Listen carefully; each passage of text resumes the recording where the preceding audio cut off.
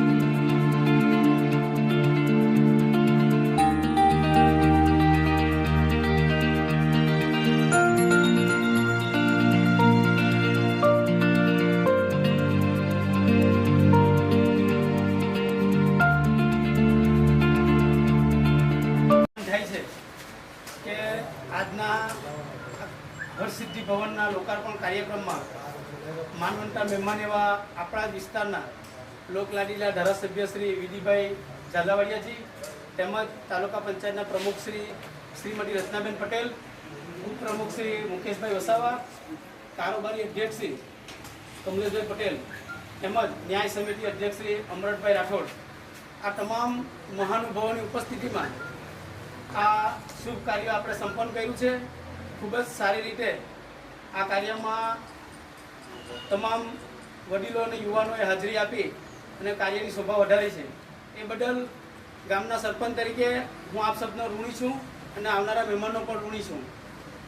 ખાસ કહેવાની વાત એ છે કે ડુંગરા ગામે કોળી પટેલ સમાજને અત્યંત જરૂરી એવી આ હોલની જરૂરિયાત હતી. છેલ્લા ઘણા વર્ષોના પ્રયત્ન કરવા છતાં પણ જે જરૂરિયાતને સંતોષવામાં ના આવી એ જરૂરિયાતને કમલેશભાઈ રત્નાબેન થકી આજે ભેટ આપવામાં આવી છે. એ બદલ જીવનભર માટે એમના ઋણી રહીએ તો ખોટું નથી. એકમેકના ખભા સાથે ખભું મિલાવીને ખૂબ જ સારી રીતે તાલુકાના દરેક ગામોમાં છેવાડા સુધી પહોંચીને અને છેવાડાની જરૂરિયાત સુધી પહોંચીને જે વિકાસની દોરને આગળ ધપાવી છે આ તાલુકા પંચાયતની બોડીએ, તો સમગ્ર તાલુકો એમનું સન્માન કરે જ છે. પણ આખા તાલુકામાં 72 ગામોમાંથી ડુંગરા ગામને જે 5 વર્ષોમાં ગ્રાન્ટો આપી છે એ ખરેખર સરાહનીય છે અને સલામી આપવા જેવી બાબત છે. આ કામનું લોકાર્પણની સાથે રત્નાબેનને આવતાની હાથમાં જણાવતા કે ભાઈ અમારે બ્લોકનું કરી દેવું તો અમારે ખરેખર જે જરૂરિયાત છે સંતોષાઈ જાય અને ગ્રાઉન્ડ જે છે આ જગ્યા એ ખૂબ જ રણિયામણી દેખાય. તો 3.5 લાખ રૂપિયા રત્નાબેને તાત્કાલિક હા કહીને મંજૂર કર્યા છે કે બ્લોક પણ તમે કરાવી છે.